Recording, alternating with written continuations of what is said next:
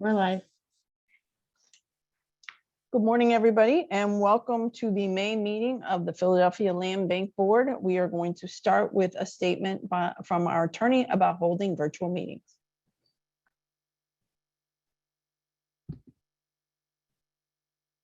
You're muted. I thought I'd unmuted myself. My apologies. Good morning, everyone. Today's board meeting is being held by an authorized communication device because of the continued closure of land bank offices to the public due to the pandemic. This meeting is being recorded. Questions and comments may be made using the Q&A or raise hand function at the bottom of the screen. If you are calling in and not using the Zoom webinar link, you may ask questions or make comments by pressing *9 on your phone. You may also use the raise hand function at the bottom of the screen. Please do not use the chat function. If any member of the public has any issues submitting questions or comments, please send an email to andrea.saw@phdc.phila.gov, and that email address will be included in the chat. Please note all questions and comments received by email or through the Q&A function will be included in the minutes. Also, prior to today's public session, the board held an executive session at which the board received information about the agenda, about the items in the agenda, and potential tabling of one particular item that will be announced later. And that's it. Thank you. Great, thank you. And next we'll have roll call. Yes, Ann Fedulin, Here. Alexander Balloon, Here. Andrew Goodman, Here. Richard DeMarco, Maria Gonzalez, Here. Michael Johns, Here. Majida Rashid, Here. Joshu Harris, Michael Kuntz, Here. Rebecca Lopez Chris, Here. Rick Sauer. Here. All right, we have a quorum and can proceed. Thank you. And next we will do the approval of the minutes from the April board meeting. Hopefully the board has had a chance to review those minutes. If there's no questions, comments, or edits, I'll entertain a motion. I move that we approve the minutes. Second. Motion has been made and properly seconded to approve the minutes from the April 12th, 2022 Philadelphia Land Bank Board meeting. All in favor? Aye. Aye. Any opposed? All right, minutes are approved, and that brings us to the executive director's report. Can you hear me? Yes. Okay, good. Good morning, board members, and good morning, public. I just wanted to inform the board and the public about the activity that the land bank has been recently in the past month and moving forward.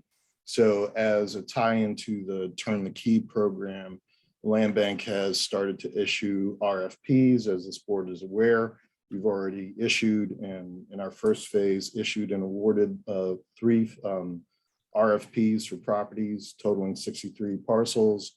Our second phase is another 8 RFPs, which total about 149. Those will be due in May 20th.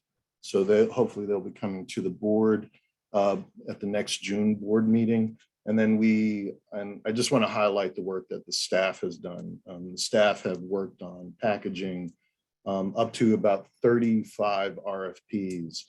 So as the year goes through, every month we will be releasing another batch of RFPs to reach the 1,000 parcel mark. So it was a heavy lift for the staff. They all, pulled together to do that, and I'm really proud of them, given our hybrid work environment. And I just wanted to point that out.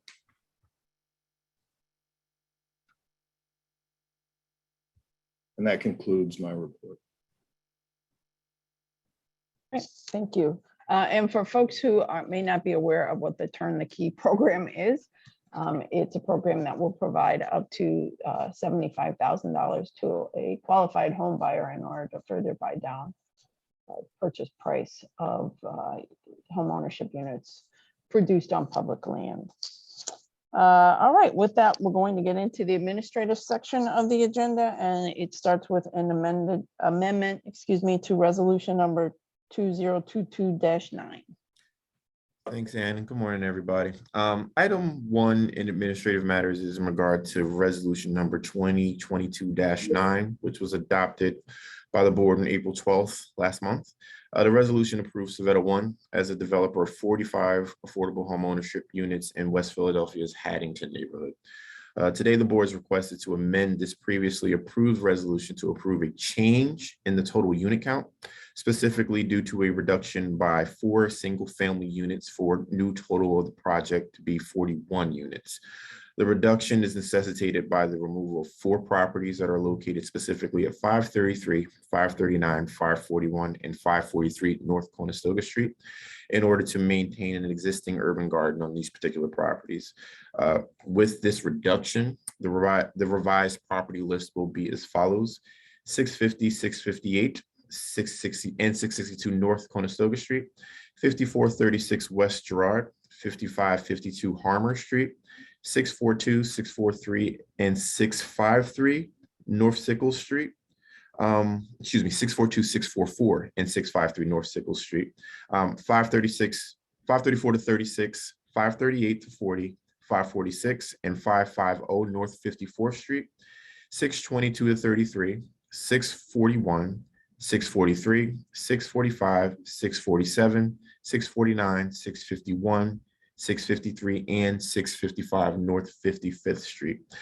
The remaining scope as previously approved will be the same. Units will be developed throughout a mix of triplexes and duplexes, and now 17 single-family units. The triplexes will have a maximum sale price of $200,000. Duplexes will have a maximum sales price of $230,000, and single-family units will range between $195,000 to $230,000. Thank you, Jesse. Do we have any members of the board who have any questions or comments on this item?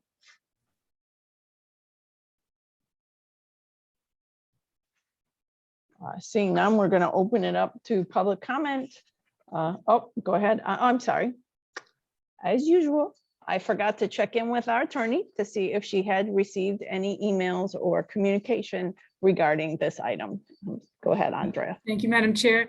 The Land Bank did receive several letters. The primary one was a letter from Urban Tree Connection, which I'll call UTC, requesting that the board remove the publicly owned properties on North Conestoga Street and North 54th Street, a total of 8 properties, from the Pastor James Allen RFP project that was awarded to Savetta Property Group in April.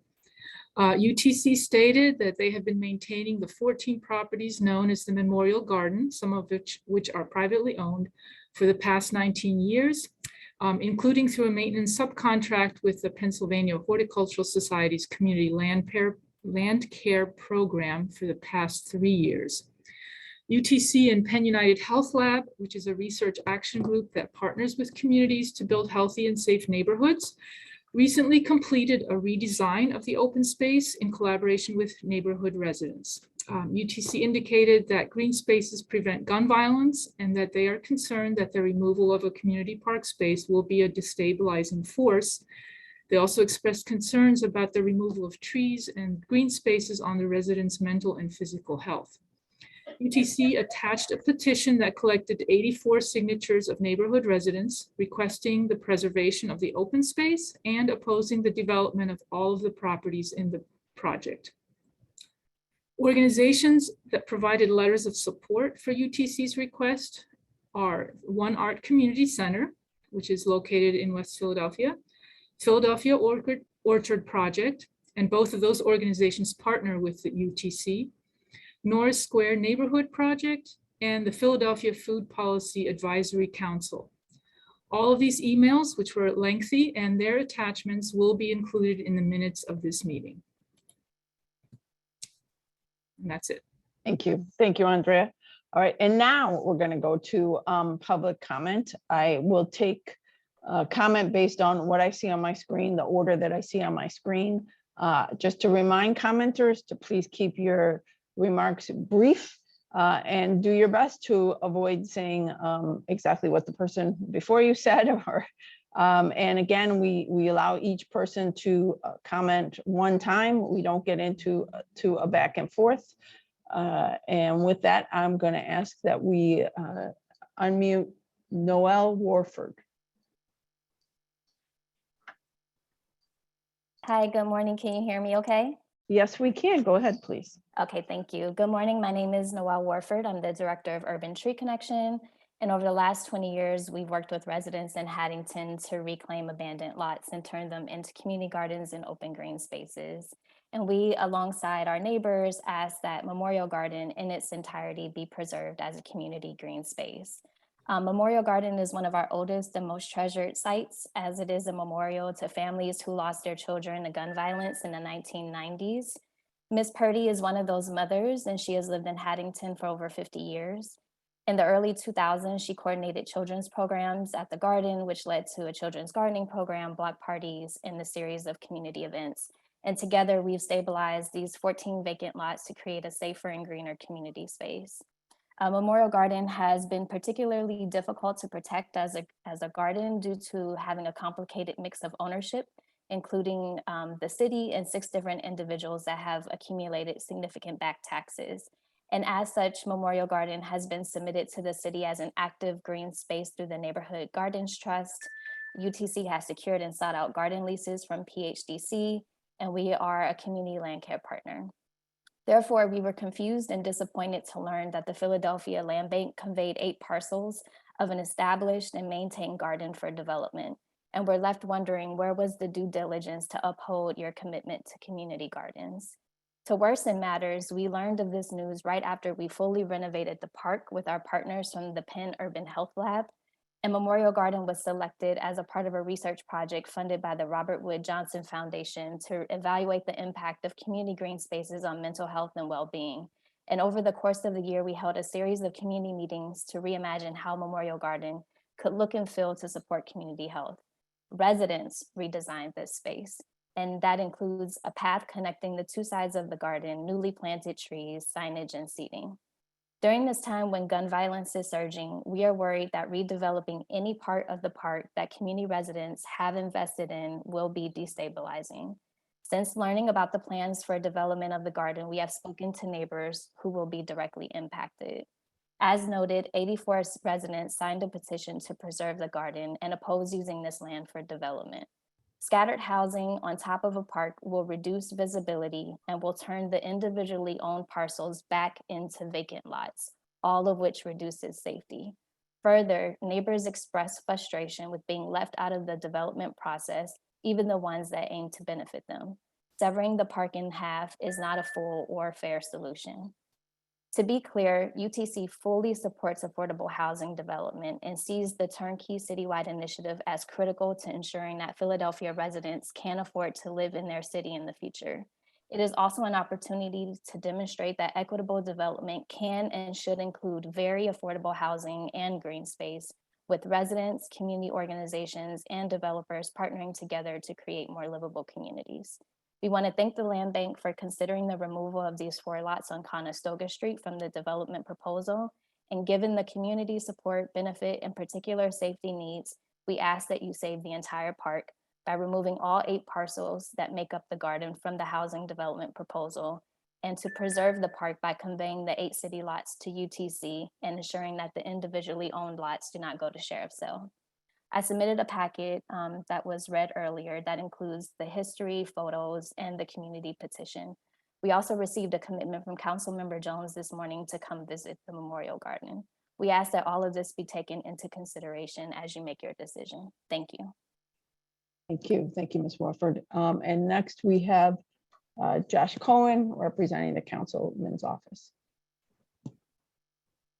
Good morning, members of the board. I hope you are well. I am Josh Cohen on behalf of Council Member Jones.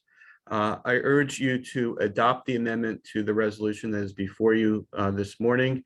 As noted by the board, we have worked closely with the Land Bank to issue an RFP for affordable housing originally for 45 parcels.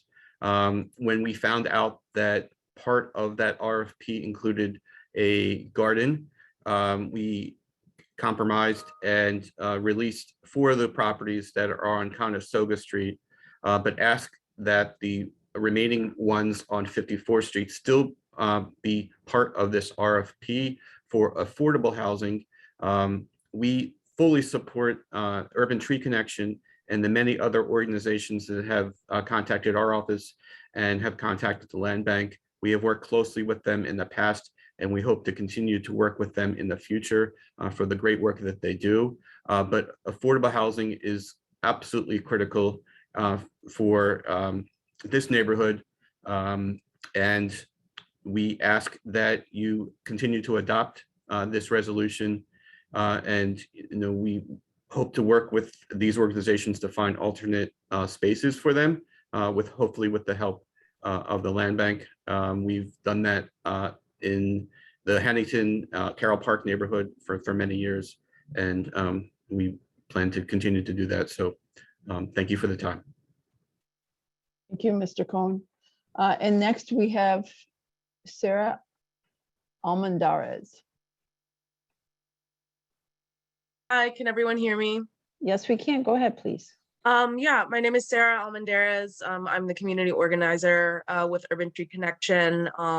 And I'm going to read some of the comments that were made by some of the signatures that we collected from our petition. All of them are residents that live within a couple blocks or surrounding the Memorial Street Garden. Tanya Davis from North 54th Street said, please don't do it.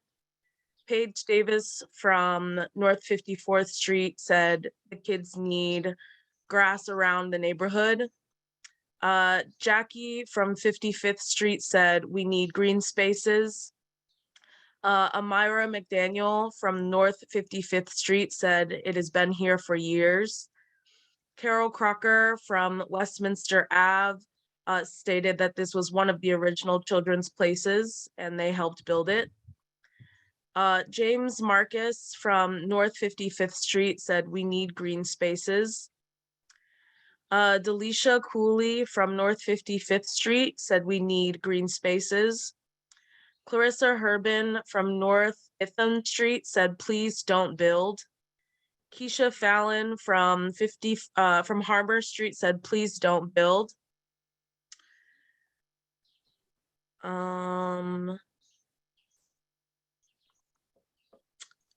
Derek Ferguson from Westminster Ave says, please keep green space. Bianca from 54th Street said, please keep green space. Betty Cox from Westminster Ave said, keep green spaces open.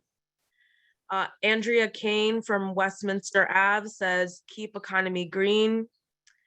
Maurice Kane from Westminster Ave said, keep green.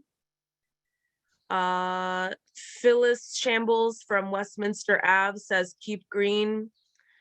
Chelsea White from North 54th Street says, keep green.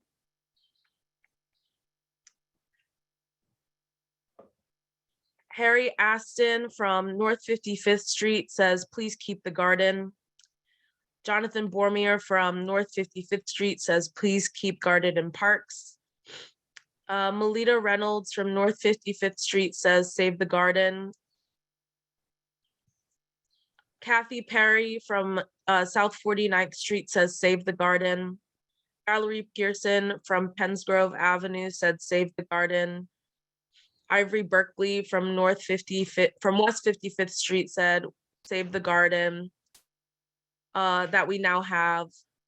Gail from Haverford Avenue said, please save our garden.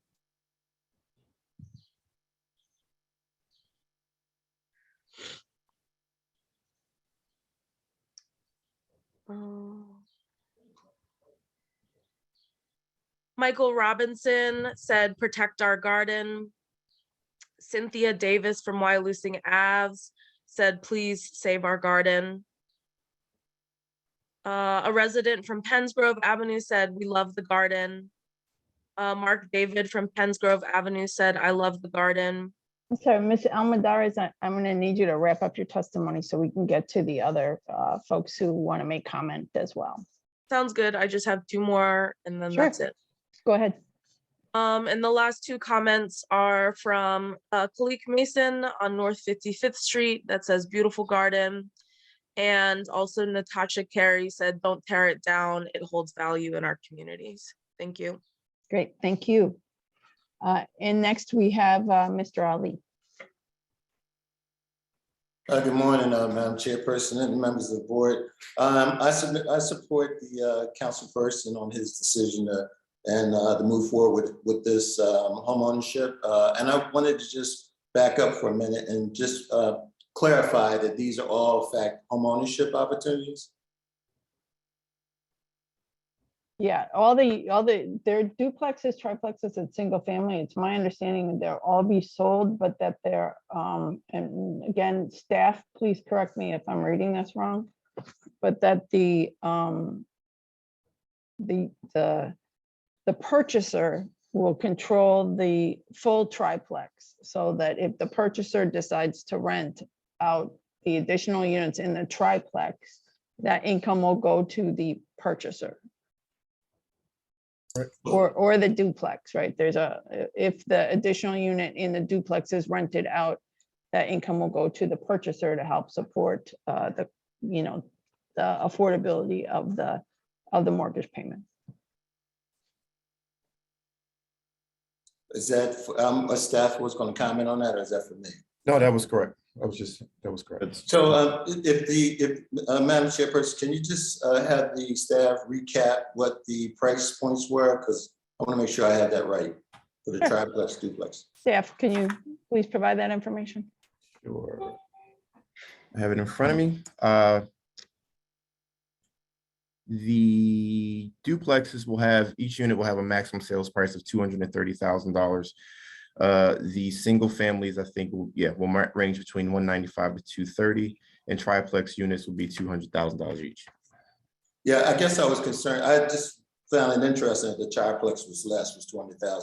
But I support the decision of the land bank. My question was, you didn't, maybe I missed it. Did you identify who the developer was for this piece? Savetta Property Group.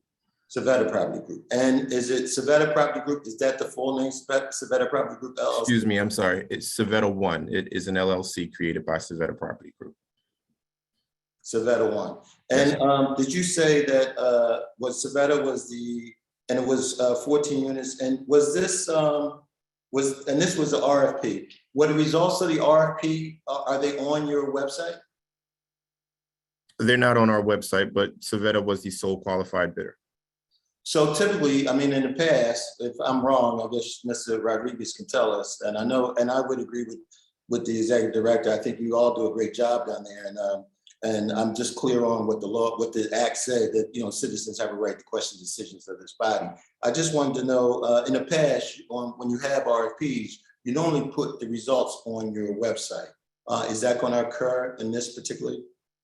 Yeah, we did not post anything on the website because we had to come back because of this issue to amend it.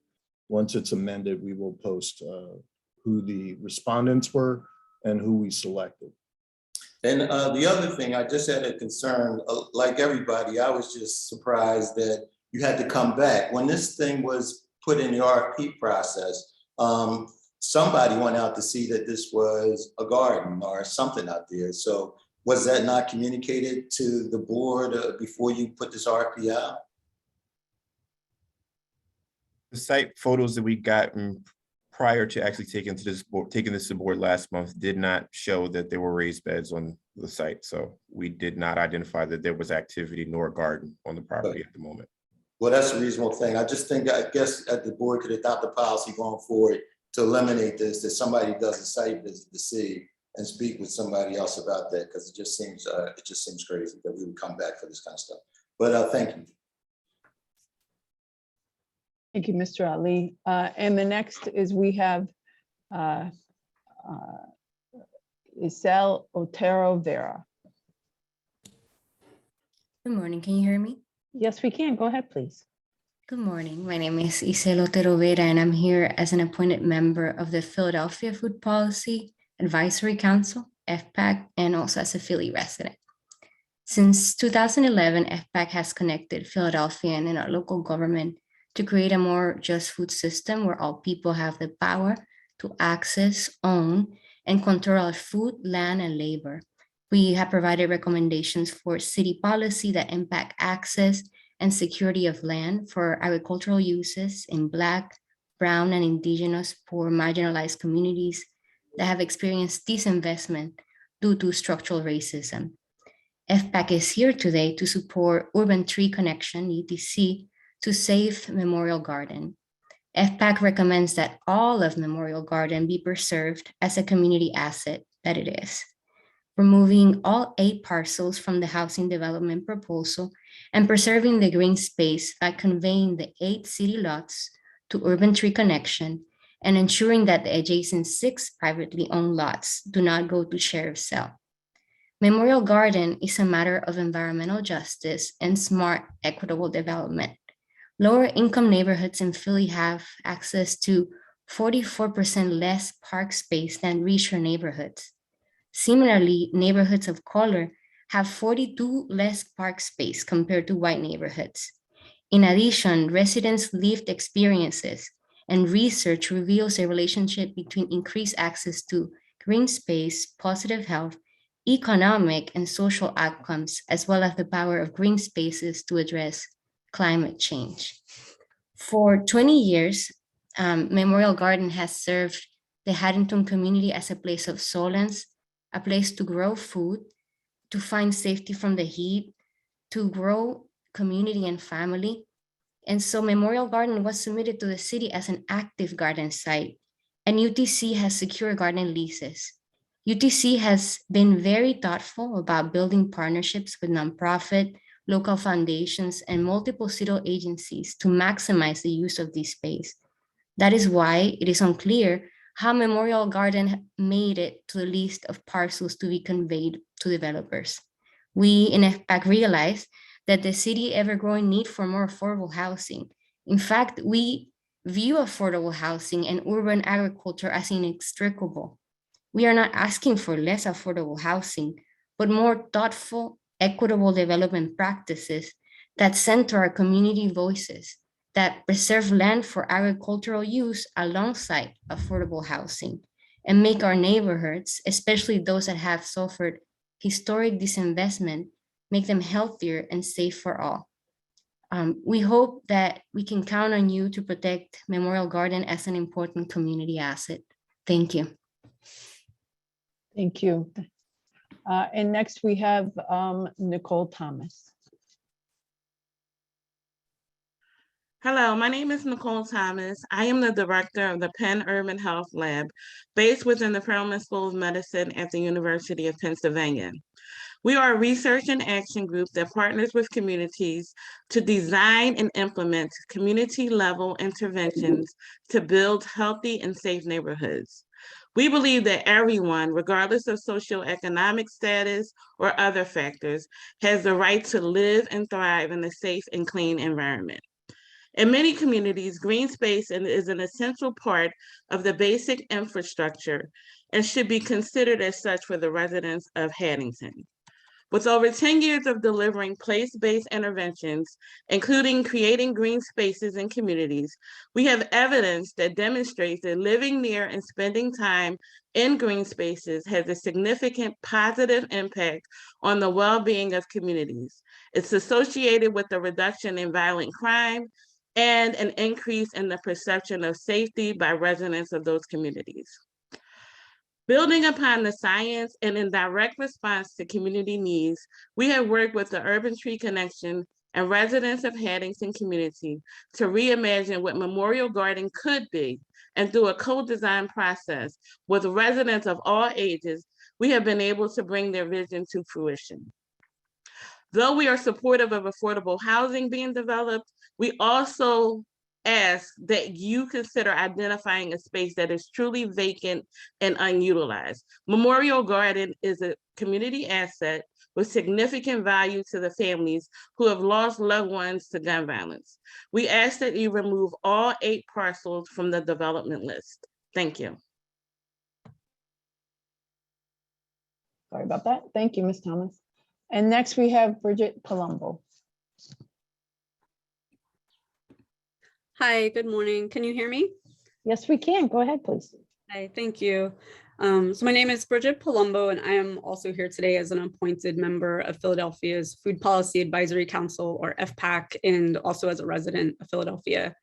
I would just like to iterate FPAC's support of Urban Tree Connection to save Memorial Garden and ensure that it is not conveyed to a developer and instead conveyed to Urban Tree Connection to be preserved as an important green space for the Haddington community.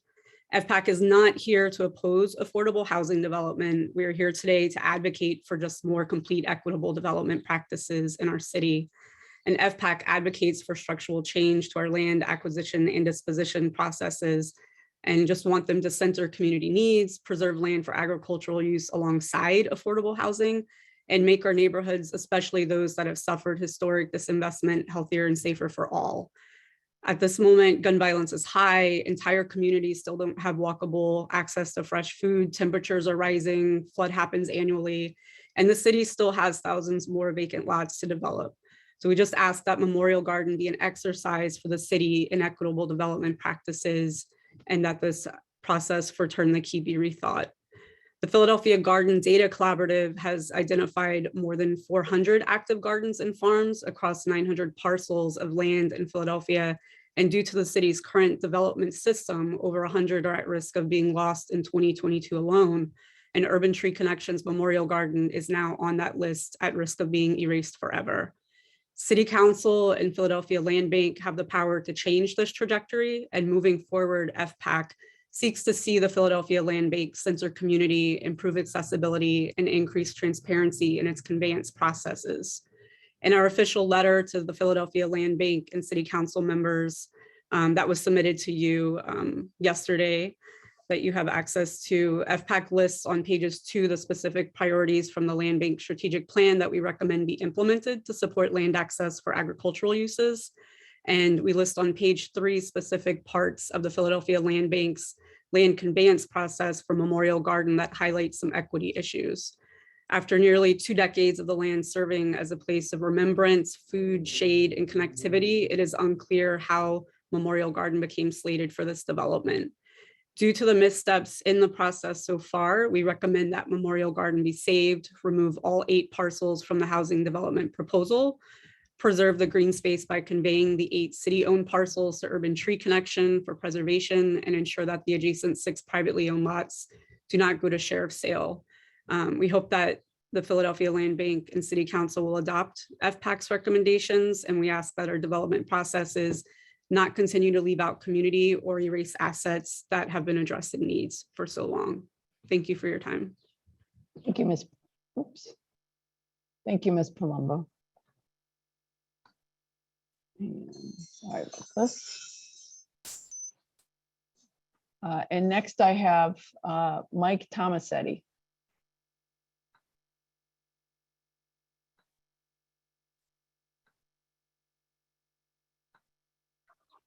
Hello. Go ahead, Mr. Tomasetti, we can hear you. How you doing? I wasn't expecting to speak. I'm just sitting here listening. You have your hand up, so. I did? Oh, I'm sorry. That's okay. Go ahead. So now that I'm on, I will speak. So I'm Mike Tomasetti. I'm the owner of Shavetta Property Group. I understand the concerns about Memorial Garden. High level, I don't see a Memorial Garden stopping gun violence. I feel that affordable, equitable housing is something that could help with stabilizing communities. And home ownership is a way to wealth in these communities. And that's basically on the spot all I have to say. And I thank everyone's time.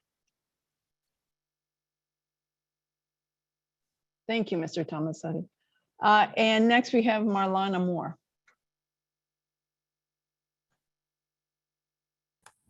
Good morning. You can hear me? Yes, we can. Go ahead, please. Hi, my name is Marlena Moore, and I'm the Land Preservation Manager at Neighborhood Gardens Trust. NGT has been pleased to partner with the Land Bank on the preservation of community gardens and green spaces throughout Philadelphia.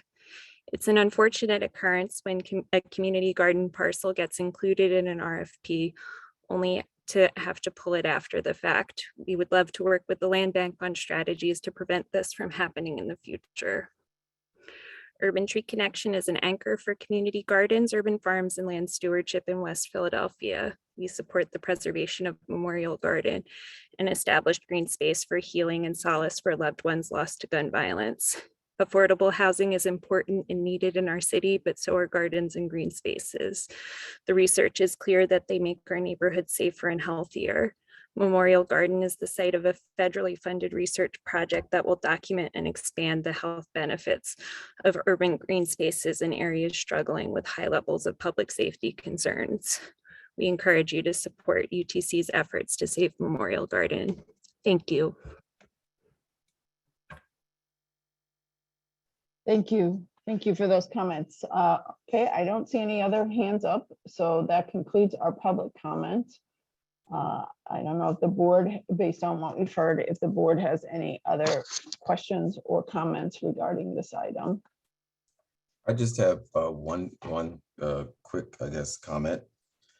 I actually know this neighborhood very well. I used to live around the corner from this garden.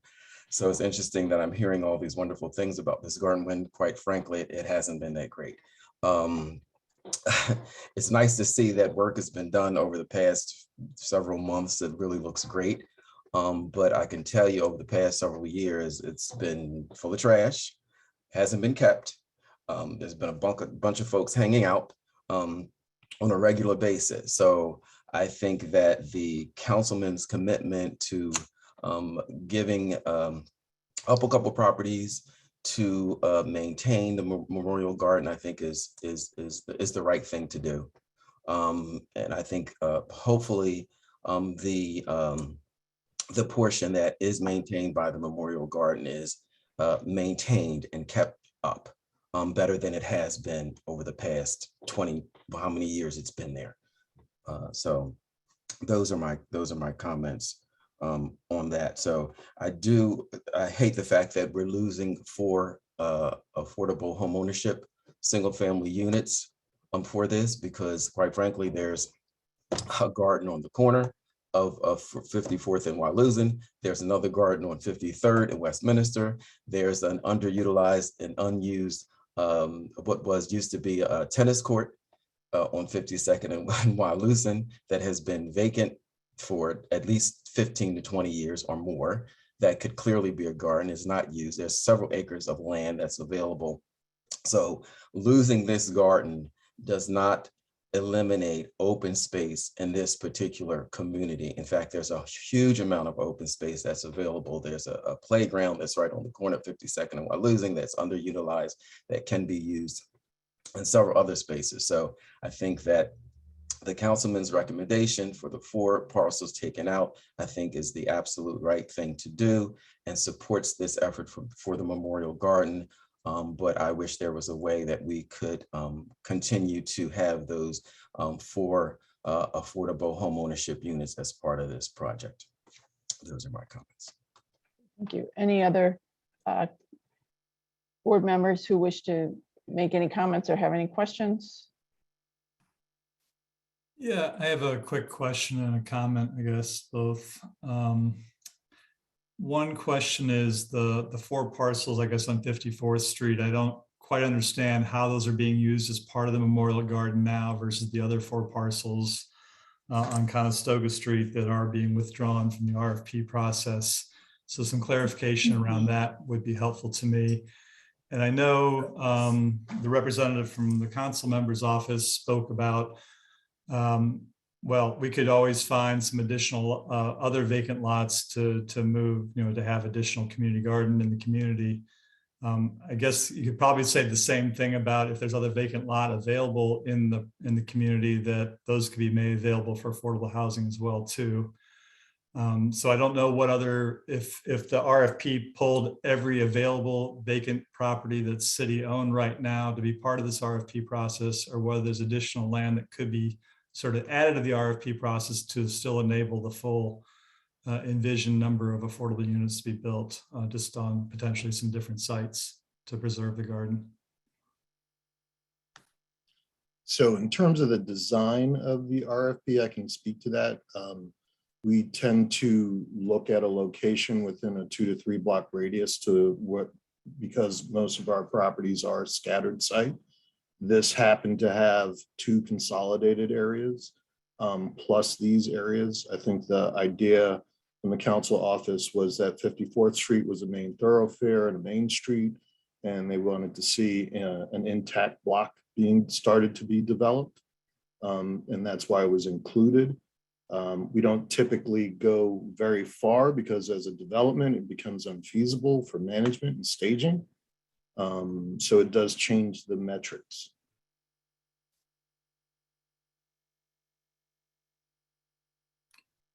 But this is not, these are all home ownership, right? So they're going to be sold. I know there's a construction issue, but it's not a property management issue in that regard, it sounds like, correct? For having the scattered site, home ownership development. I'm unclear as to the question when you say property management. So I understand having a more scattered site over a larger area would be difficult to manage if it were a rental development. But if they're being sold as individual home ownership units, it seems like that might be less of an issue if you went another block and picked up some additional parcels. But I did not review the plan of the proposal, so that's not my intent. I'm just trying to understand if there are other lots that are in the near vicinity that could be added to the RFP process to still preserve the full total number of affordable units. we captured pretty much all of the properties in the vicinity.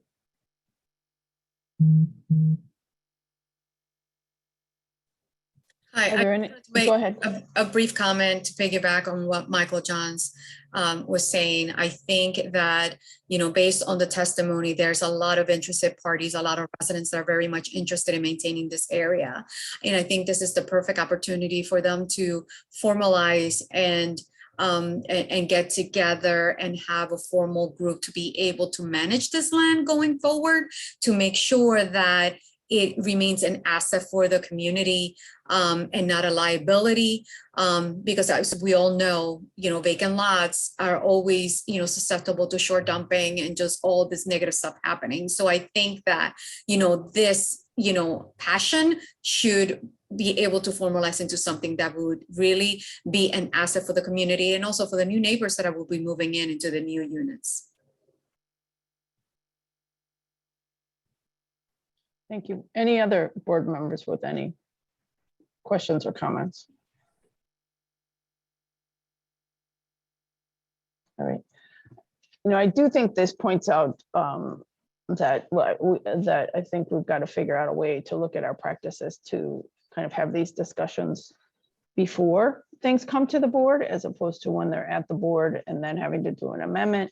And so I do think that's something that we should look into. I would encourage staff to follow up with Councilman Jones's office on their offer to work with the Land Bank and the Gardens Group around other potential sites in this area, because I think we all agree that green space is important. We all want to figure out how to do our best to participate to reduce gun violence in the city.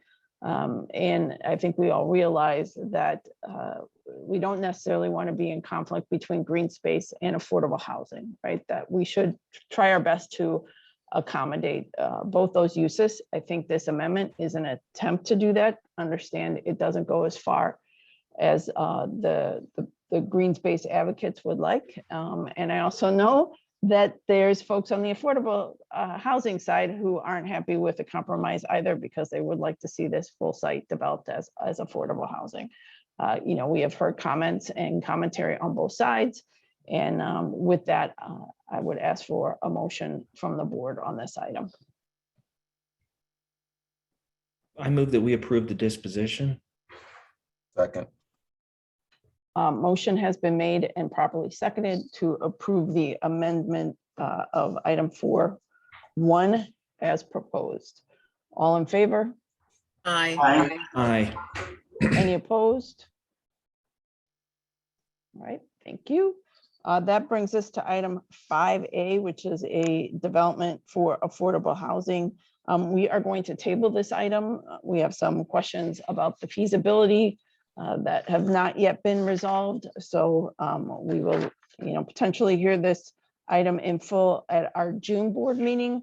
But currently, we are going to table item 5A. That brings us to item 5B, which is a disposition based on a request for proposal for affordable housing. Thanks, Ann. So this particular 5B is pertaining to Grace Ferry Wharton RFP that was issued. Today, we're asking the board to authorize the disposition of 25 properties to the Savetta Property Group for the development of an affordable homeownership project. Each of the units will be sold for a maximum sales price of $230,000 to households with incomes at or below 80% of AMI. The proposal was actually solicited via a request for proposals for the properties, and the applicant was the sole qualified bidder for the properties.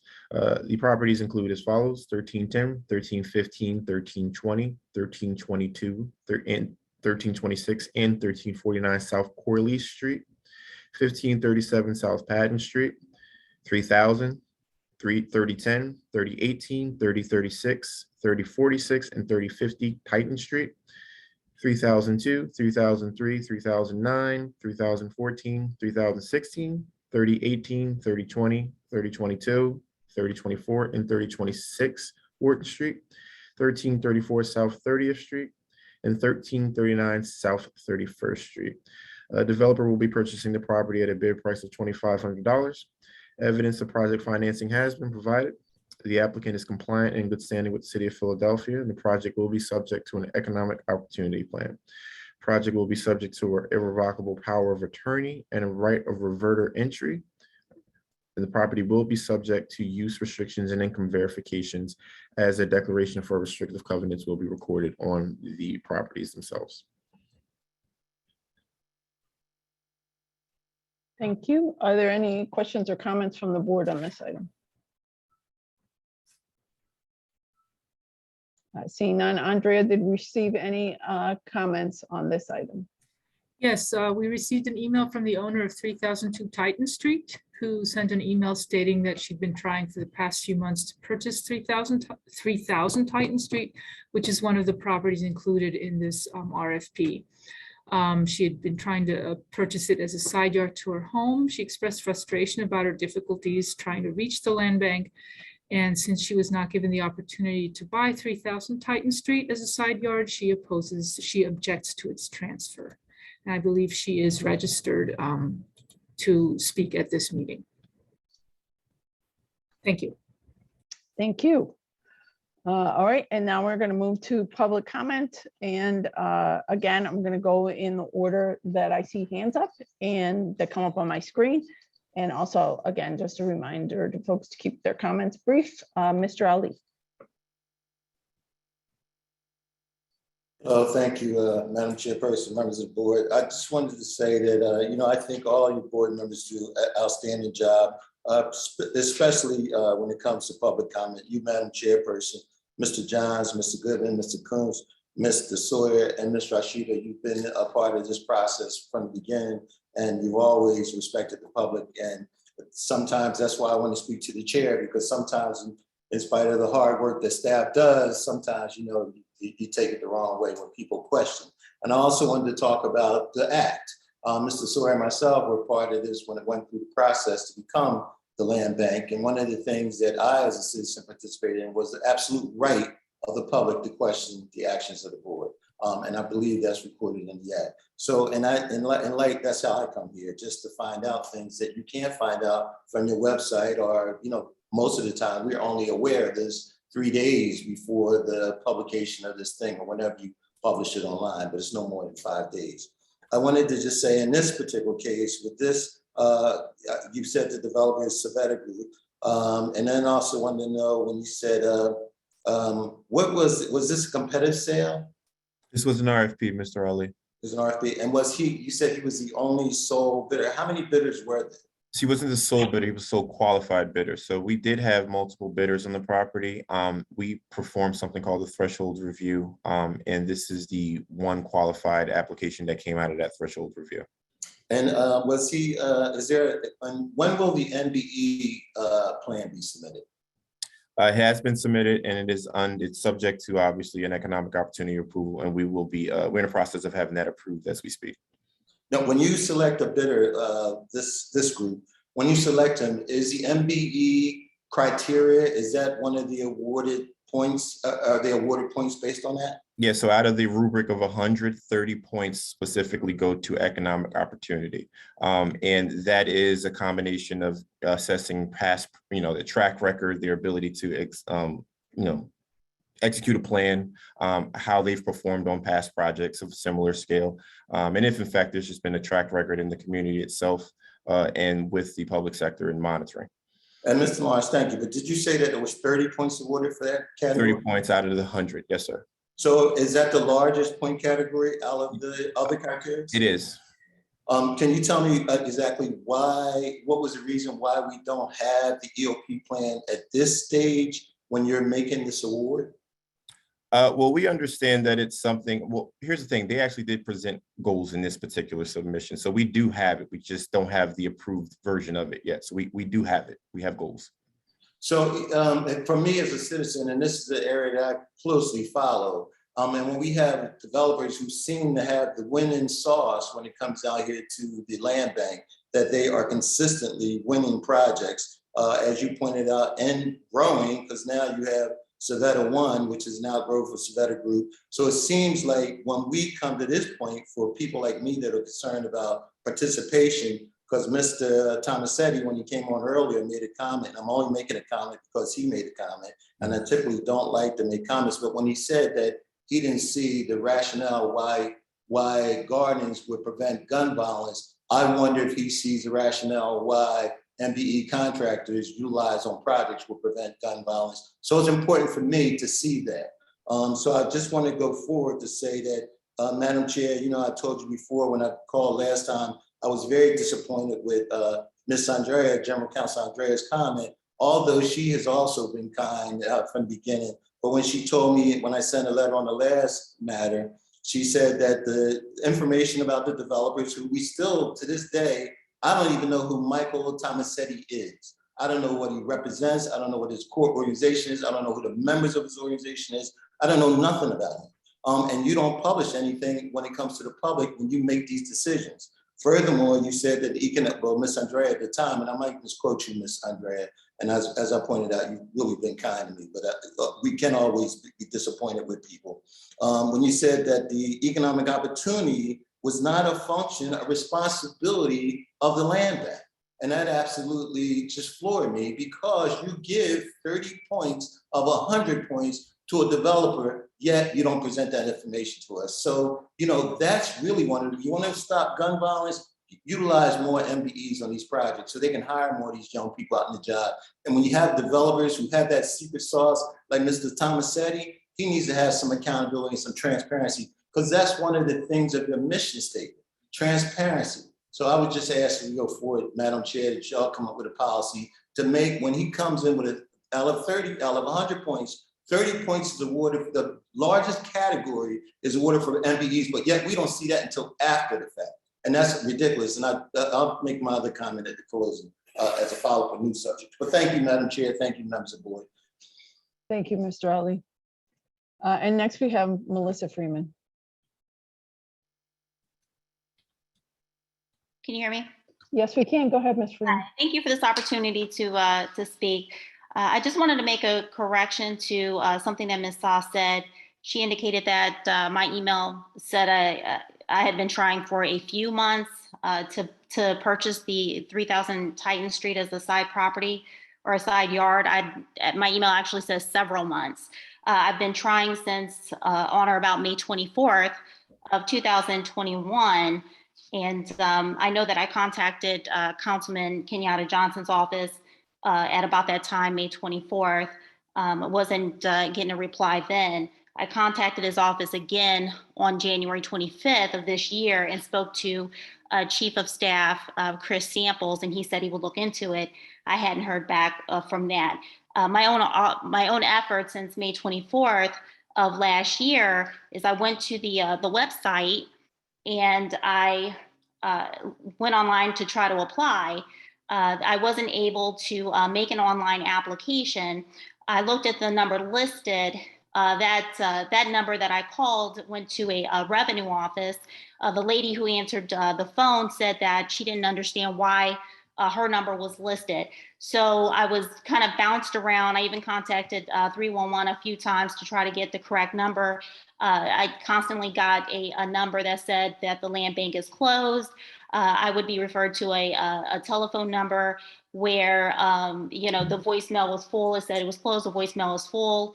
I just assumed that nothing was getting done because, the land bank was closed. And once it reopened, I would be able to purchase the side yard. So my concern is about, certain players having access to these properties, but then the general public not also having access to the land bank in the same way to utilize the program, such as the side yard program, and to be able to buy that way. I am still interested in purchasing the property. I mean, I can pay today, but I would like to purchase that. And if you can give me information on how I could do that, I'd appreciate it.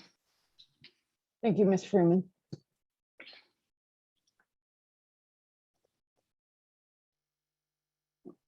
Staff, do you want to respond to Ms. Freeman? Please? Yes. First, I want to apologize that, and we will look into the issue about why you would be referred to the Revenue Department. On our website, we have our contact information. So I do apologize for that. We had been alerted by the council office. The reason why the property was not made available is in concert with the council office. The determination in the zip code 19146 was that affordable housing would be the priority, and therefore scattered site lots would not be made available for side rear yard applications or garden applications.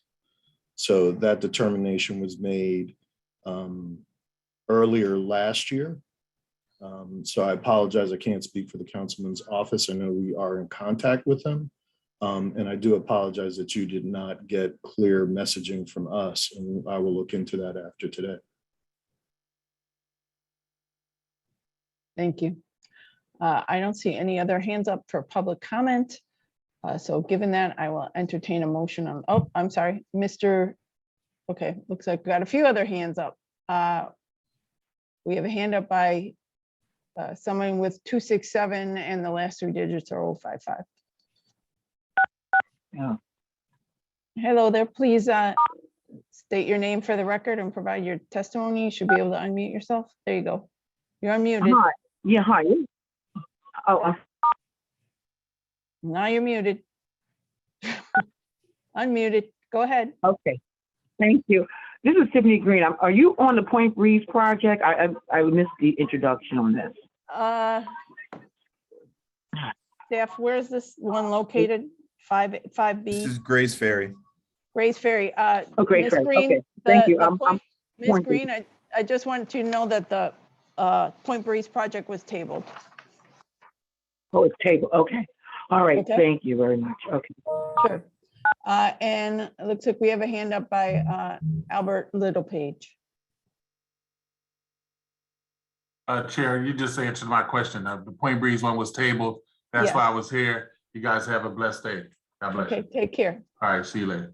Sure. And no. Sorry, hands are going up and being taken down at very quickly. Okay. All right. I don't see any more hands up. So again, oh, okay. I'm just going to wait about 10 seconds to make sure. Ladrice Grimes. Okay, a bunch of hands going up now. So I just want to say, if these hands are raised in order to comment on the project that was proposed for Point Breeze, that item has been tabled and the project we're talking about now is in Grays Ferry.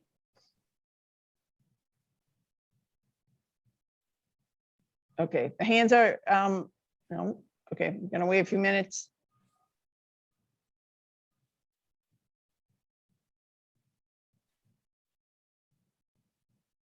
All right, Vanessa Hunter, let's unmute her. Good morning, board. Thank you very much for hearing from me. My name is Vanessa Hunter, and I represent the Black Contractors Coalition. I specifically represent the contractors that live in the Grays Ferry neighborhood and would like to assure they receive an equitable amount of the diversity opportunities that are available on this project. I'm not certain who monitors that, but I'd love to be in contact with that person and let every developer know that the Black Contractors Coalition exists here in the city of Philadelphia, and we have representation in every zip code. So is it possible for me to reach the person on the board that communicates with the developers? So Ms. Hunter, I believe you put in a Q&A, which I asked that, and we'll put Jesse Lawrence's email in the chat. You can reach out to Jesse. We will set up a meeting with you and pass on the contact information to the developer so that you end up having an opportunity to meet with the developer. Thank you very much. I did get that email out of the chat, so I thank you for your time. Thank you. And next we have Ladrice Grimes.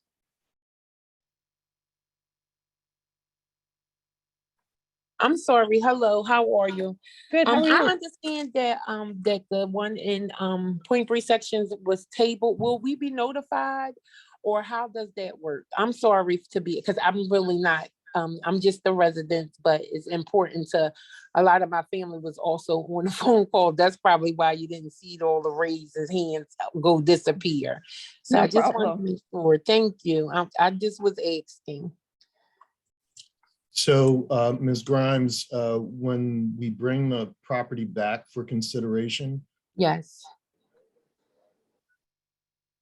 there are going to be several notifications. We will be notifying the RCOs. We will also be posting the property, and then we will be posting it on our website, the same website that where we put our memo on how to register to come on to the board meetings. So we will be doing that. Okay, so we had, this was our ever first time. It was actually placed on our gate door. That's how we found out about this. So if we already registered with you guys from this, that's how we would be notified through the website, or we have to keep checking? We will post the property again before we take it back to the board. Okay.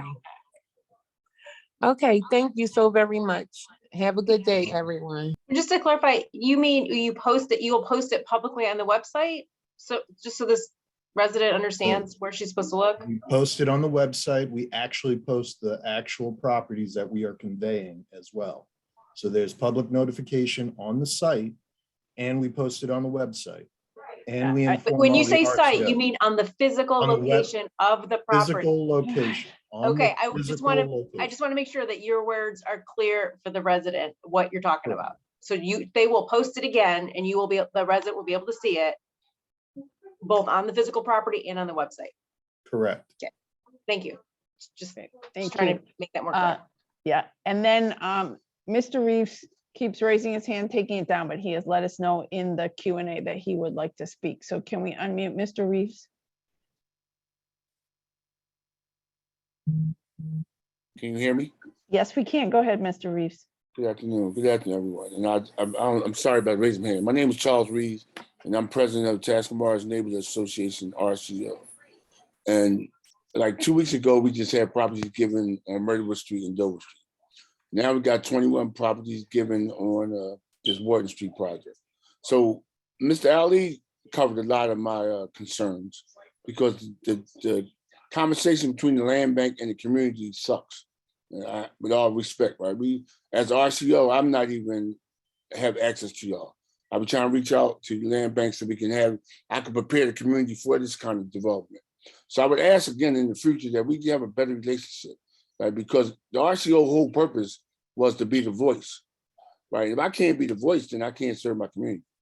Now, as far as the property is concerned, can I ask one question?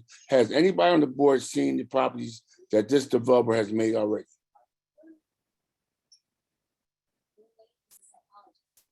I'll take that as a no. So I think you're asking, has anybody seen the properties that have already been built by the Savetic Group? Yes. I have. Yeah, so have I. And when you say they built for low income people, if you've seen them, you know they're very small, right? So when you say low income, what are you talking about? A parent with just one child? Like I'm just saying that, like, this is why I need more information. So when I pass out the information, these houses, if you've seen them, you see they're rather small. So they're not going to serve a family of 3 people. So again, I'm going to leave it on that. I'm just going to ask the land bank be a little more transparent, a little more acceptable.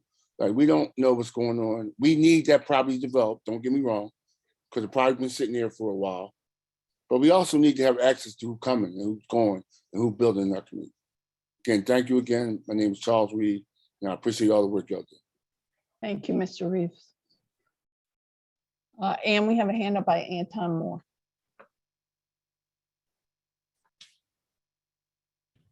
Yes, I agree with Mr. Reeves as well. I think that the process, as far as with the RCOs and the community organization, seems to be a bit of locked out of the conversation. And even, I visited a property. I visited a couple of, affordable housing properties, and it was one room I couldn't even fit in the room myself.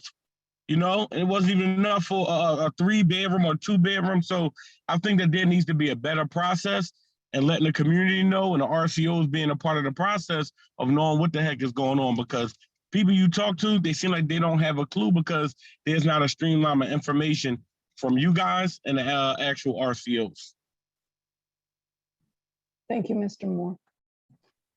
And I do think that that's something that we are looking into, about how to improve that communication, particularly with the community. All right, I don't see any other hands up, but I'll give it 10 seconds.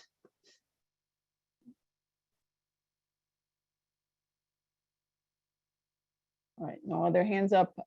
So with that, are there any other questions or comments from the board on this item? Seeing none, can I get a motion? I actually have a quick question, given that it's a couple of comments we just heard. Can you clarify, these are 3-bedroom, 1.5 bath houses? Is that correct? That's correct, Rick. And the 1,100 square foot area per house, how does that compare to other homes we've typically disposed of property for in the past for homeownership development? I think it's different depending on the type of the area in the city, and whether a lot of what we're putting out for RFP, some of these fit into an intact block, and I believe what the developer is doing is fitting into the roof line, so it's not a variance going up higher. I think the board has seen other developments in other districts where there's been a whole empty city block or half a city block where they've gone higher. But in this particular area, remember, this is much more row homes, 2-story rows. And what's being developed is in keeping with the current block typology.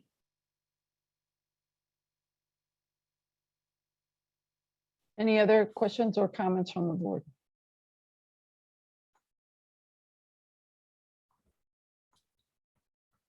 Seeing none, can I get a motion on this side? Oh, Ms. Foy, we'll have one more public comment. Ms. Foy?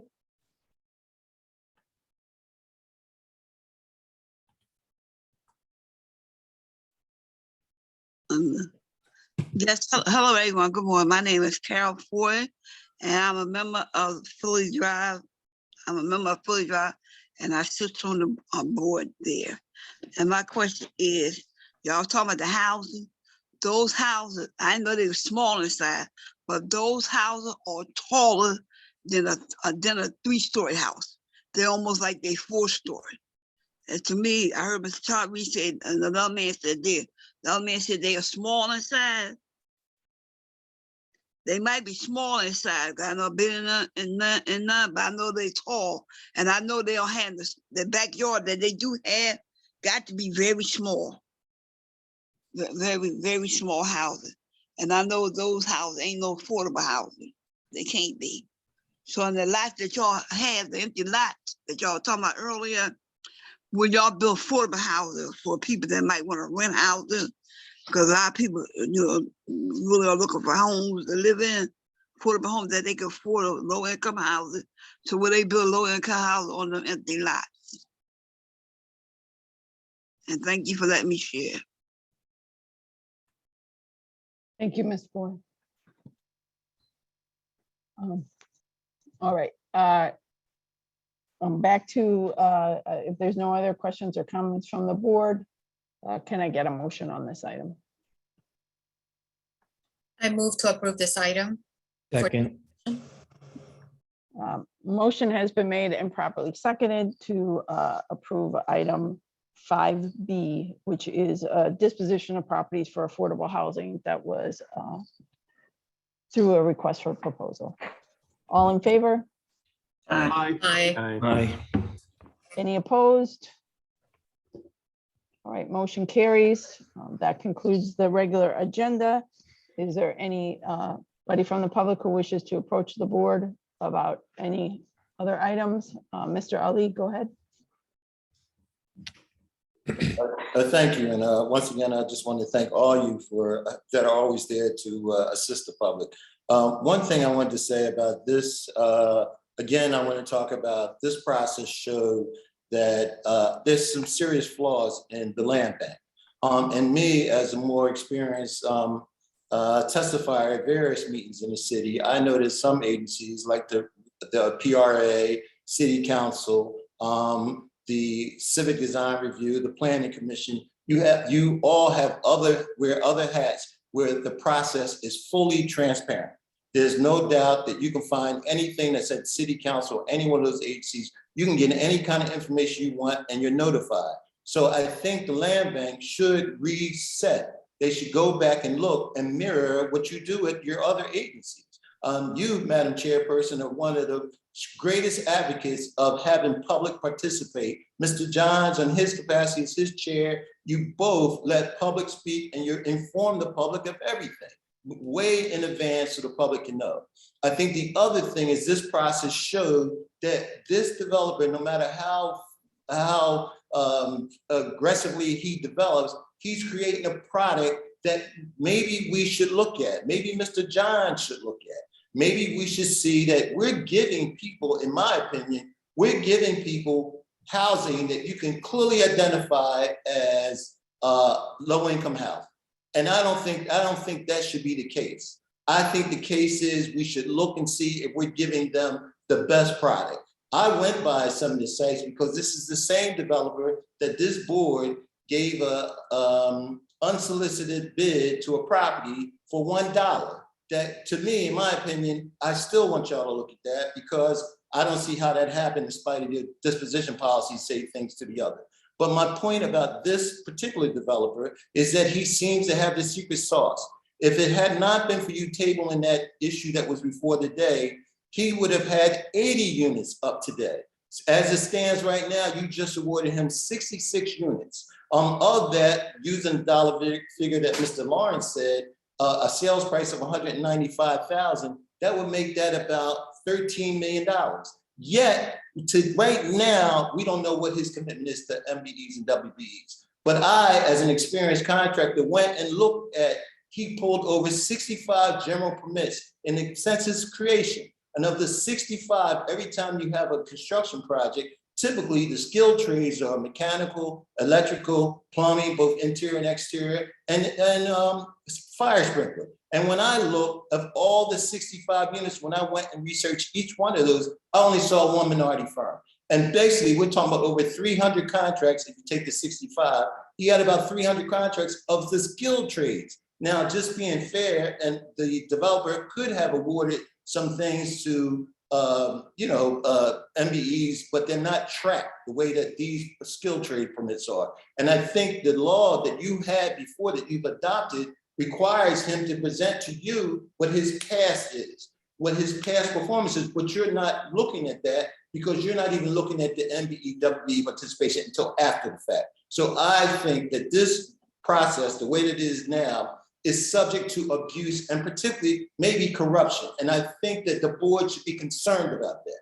And I'm only asking you to mirror what you do in the other hats that you wear, to have accountability and transparency, And whatever developer comes in, no matter if he has a secret sauce or another, but the message to him should be clear that you take MBE diversity participation seriously. Because right now, that message is not clear to him. Thank you for allowing me to speak. Thank you, Mr. Ali. All right, I don't see any other hands up, so I will entertain a motion to adjourn from the board. Motion to adjourn. Second, Motion to adjourn has been properly made and seconded. All in favor? Aye. Aye. All right, and we have one more hand up, Sharon Kelly. Last comment, and then we'll be adjourned. Go ahead, Miss Kelly. Hi, I just want to raise some concerns on behalf of the residents of South 31st Street. I was just speaking with my neighbors this morning, none of whom were aware of this meeting. We only received notice by means of a posted paper sign that was attached to a fence on this lot. That sign became nearly unintelligible due to the recent rains. And further, I think Mr. Ali is correct in saying that, you all serve in various other capacities where you're able to provide notice to affected residents, whether by mail, by email, you know exactly where we live. Why was this notice only provided in a manner that that is subject to disintegrating in the rain? I would have liked to have been better prepared for this meeting today to raise more substantive objections, but I was unable to do so because I only found out about this meeting, in a manner that made it very difficult to pursue any other avenues here. And I do intend to pursue any available mechanism, and I'm not sure that there are available mechanisms because of the structure of this process to object to this planned development on South 31st Street. I want to inform you that it is not welcomed by the community on this block. Thank you, Ms. Kelly. Appreciate you coming and sharing those comments with the board. And again, I think how we notify and include the community is something that we are looking at. I would really appreciate that because this seems, as Mr. Ali said, I don't know Mr. Ali. This is the first time that I heard him speak.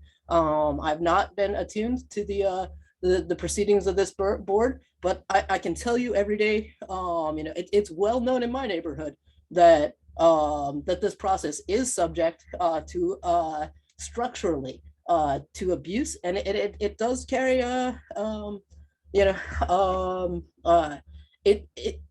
we see every day the outcomes of this process, and there are a lot of very unhappy people on this block. I will tell you that. Thank you, Ms. Kelly. Thank you. Made and properly seconded to adjourn the meeting. All in favor? Aye. Aye. Any opposed? Aye. All right, we'll see everybody back here in June. Be safe, stay well. And again, thank you for all the comment and the discourse and the conversation. And we'll see you back here in June. Thanks so much, everybody. Bye-bye. Yeah. Thank you. Bye.